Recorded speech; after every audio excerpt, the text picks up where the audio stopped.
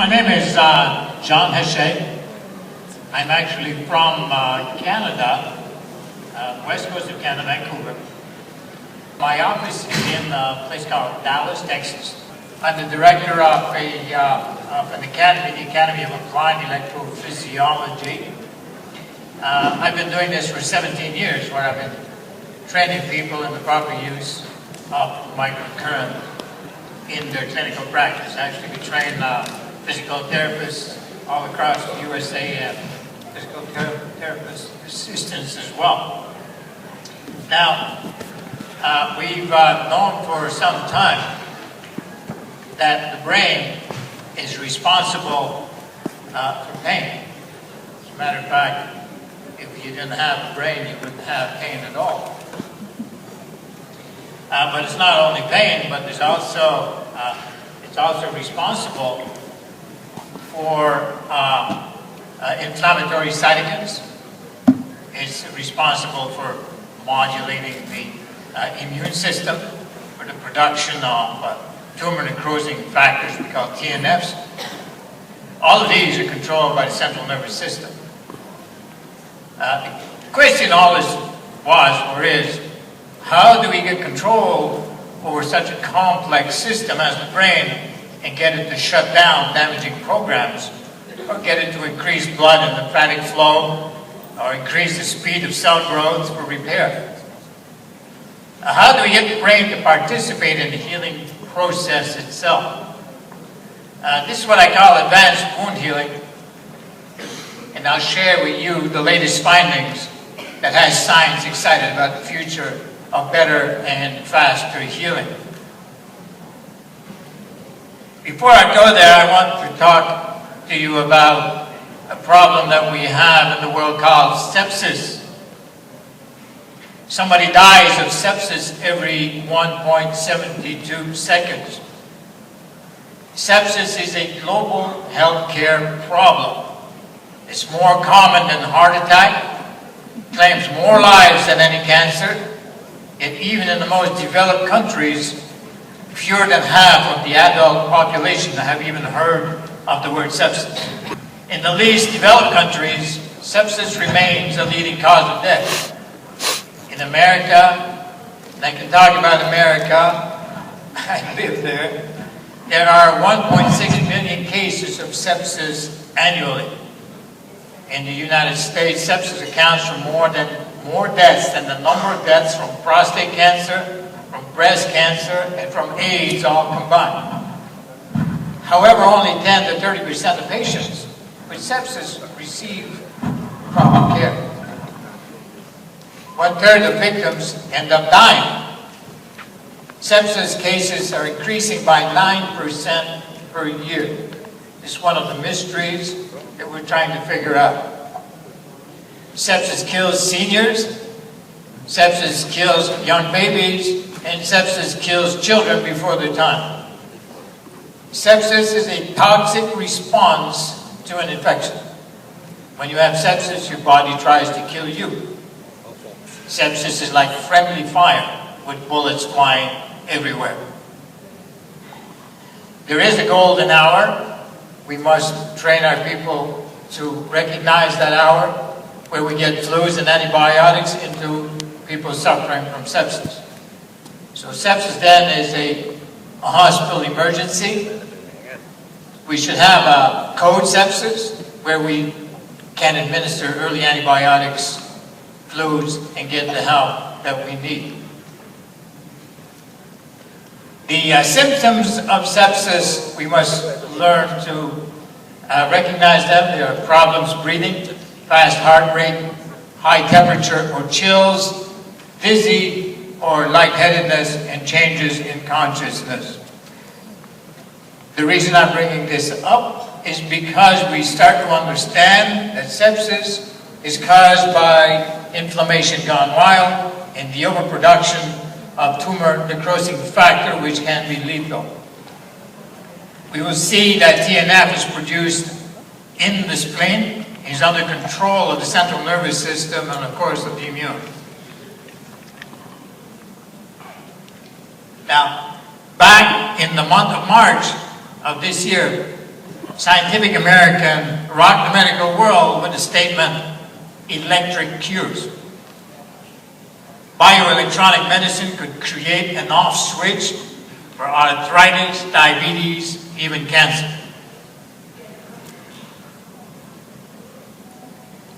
Attention is being drawn to the vagus nerve, what we know as the wandering nerve, because it stimulates reflex reactions to many organs throughout the body, has now been targeted as a system that is responsible for controlling the inflammatory response set off by the immune system.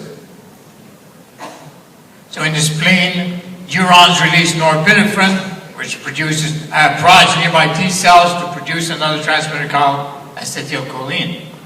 The neurotransmitter interacts with macrophages to diminish the production of TNF.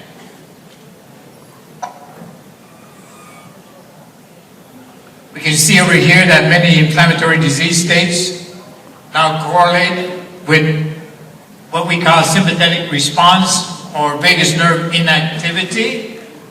You'll find that those suffering from these diseases are often very stressed and very anxious people. These are the ones that will show slow rate of response. So what we have found,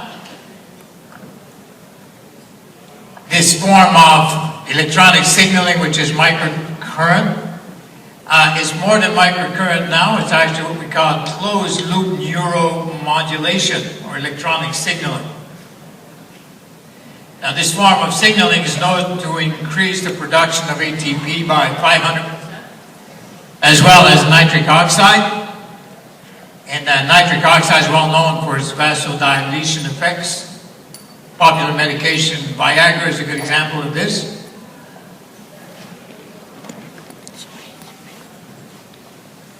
So inflammation now is suspected to be the causal factor behind 4,000 disease states. Chronic low-level inflammation states can hang around for years, decades even. The leaking of debris downstream from a walled-off inflammatory site has become the subject of much research. The trick is how to neutralize the buildup of free radicals behind the barricade. The answer seems to be true electronic signaling again. Through electronic signaling, we're able to deliver much needed electrons through the barricade, and of course, there is no wall that can resist. I'll give you a small example. Here we have a burn victim. He came to us, I think it was second day on the 24th of October. Almost immediately, pain was relieved and he was allowed to go forward. On the 28th of October, we can see that we have things pretty well under control. And on the 7th of November, everything is back to normal. Extraordinary here, we see no scar tissue. You see the hand. Quite remarkable. This is using microcurrent closed-loop neuromodulation. Neuromodulation because we use a biofeedback principle of getting the brain involved in the healing process. So the symptoms of inflammation that have been known for over 2,000 years, I think it's a little Italian fellow sitting in a forum in Rome 2,000 years ago, described inflammation. It's only been lately that we've discovered a true reflex action that modulates the inflammatory responses to the vagus nerve. How do we hack into the brain?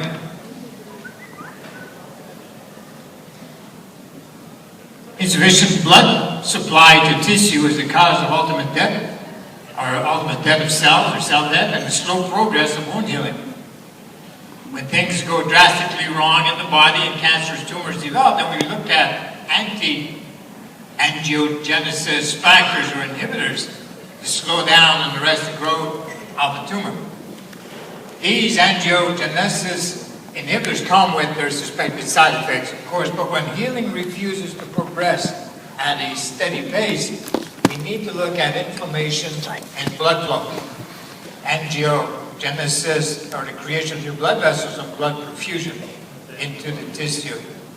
We're starting to understand the driving force behind angiogenesis. It's called VEGF, or vascular endothelial growth factors, which cause a massive signaling cascade in the endothelial cells, which is a major factor behind angiogenesis.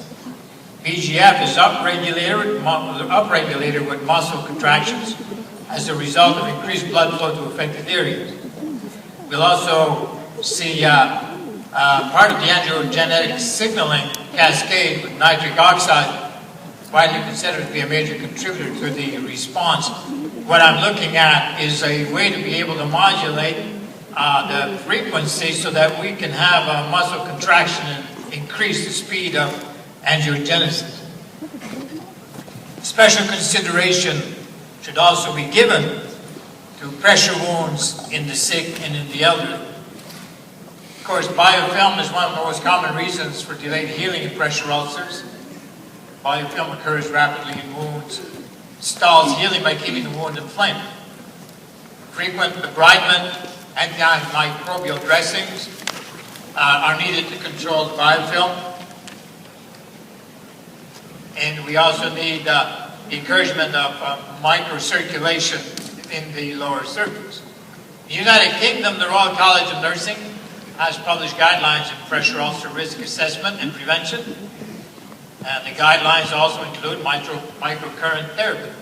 And I've noticed that there's also a pressure injury prevention committee here in Malaysia.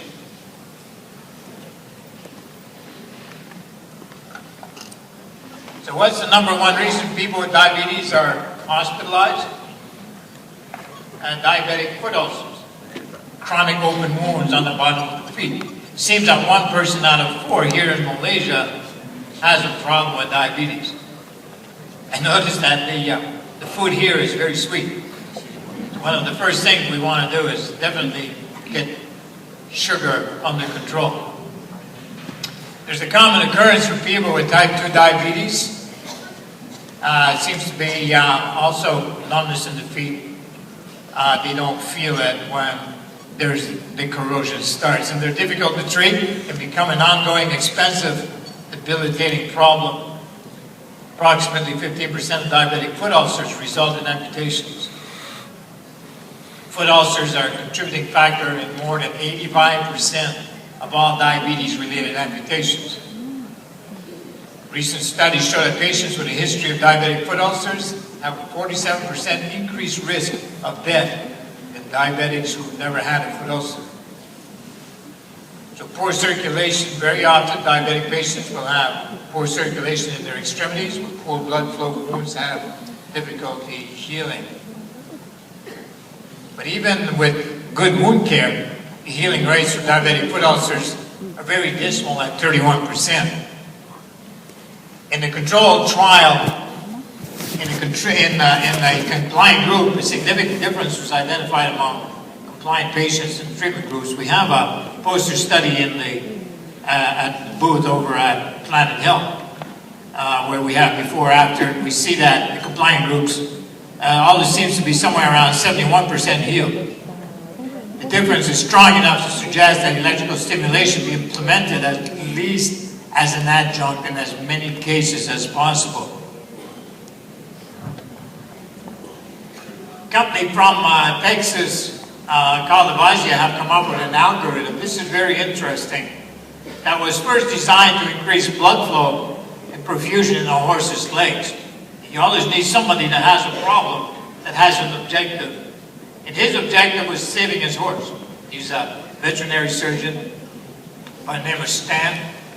And he used heat sensing devices to be able to measure when he was getting close to the blood flow increase that he wanted in his horse.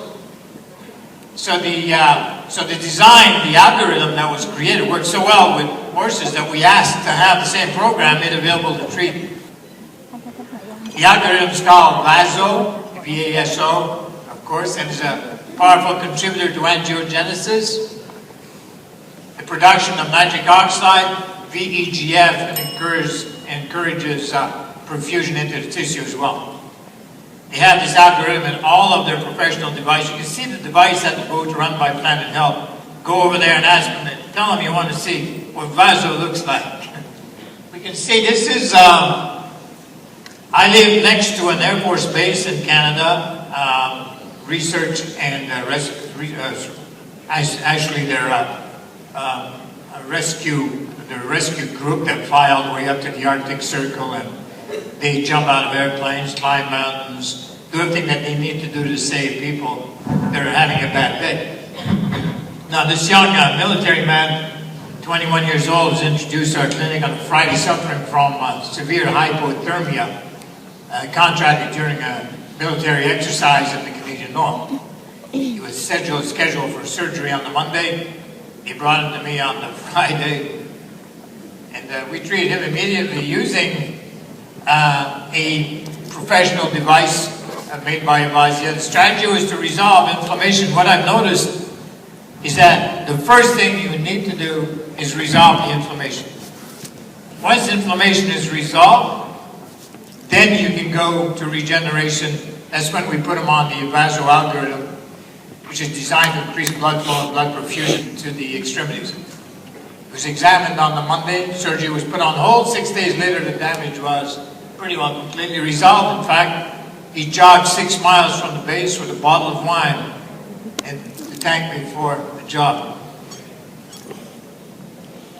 Another thing that we realize is that in wound care, wound treatments, bandages on the feet would inhibit or impede treatment because the device needs in principle to be directly on the skin. In this case, what they came up with was a pulse electromagnetic field where the pulse frequency goes right through the material.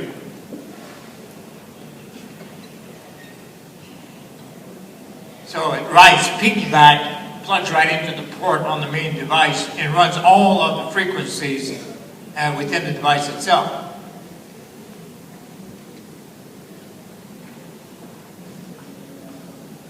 I'd like to go over an abstract with you this was part of a bit of a research that came out of the University of Cincinnati and also Advanced Wound Care in New Rochelle in February of 2014.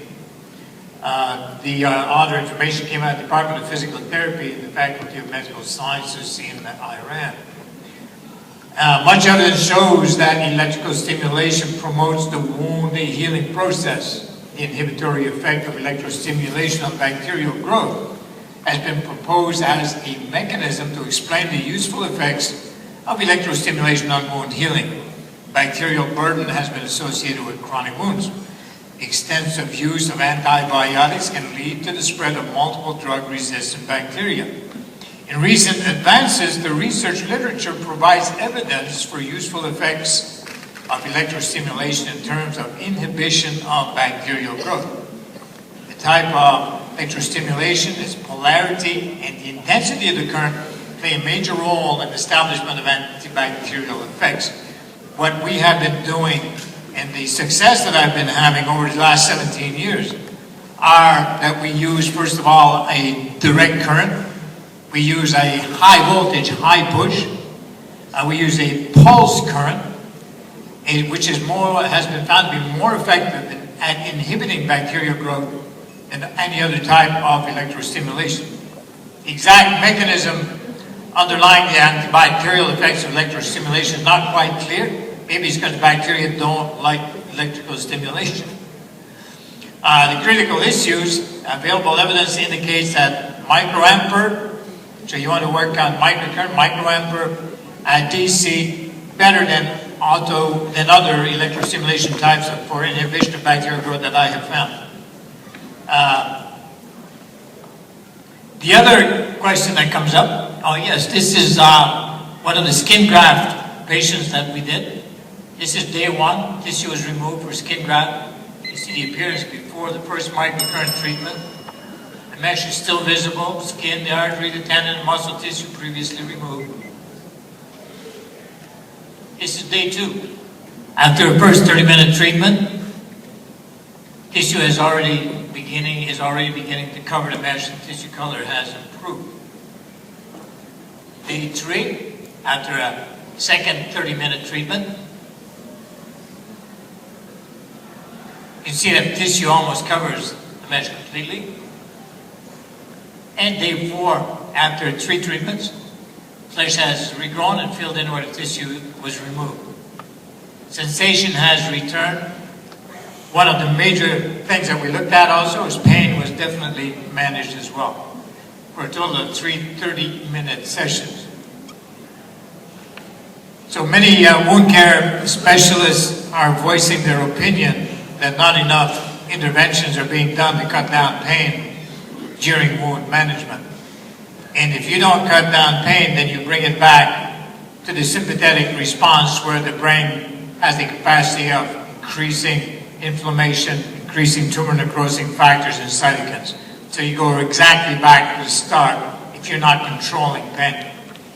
This is one of the reasons why wound healing slows down or stalls, is because the whole process is being permitted to start over again. Pain contributes greatly to the fight or flight mechanism. It contributes greatly to the inflammatory response. So biofeedback microcurrent therapy is extremely effective and fast at bringing down pain without the use of harmful and highly addictive pain medications. As a matter of fact, anybody that has a pain level that will come to see us, 10 out of 10 pain, I can bring it down to below 2 within 5 to 7 minutes, faster than any medication that's available out there, and the most powerful of any narcotic drugs. So thank you for your interest in this most fascinating technology that's keeping its promise of accelerating healing, better, faster. Technology does not replace, of course, the need for quality dressing, debriding, etc. Will definitely be a welcome part of a quality team.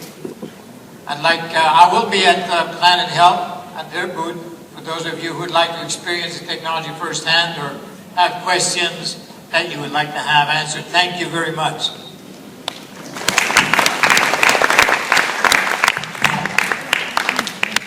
Thank you, Dr. John Hache. Moving on.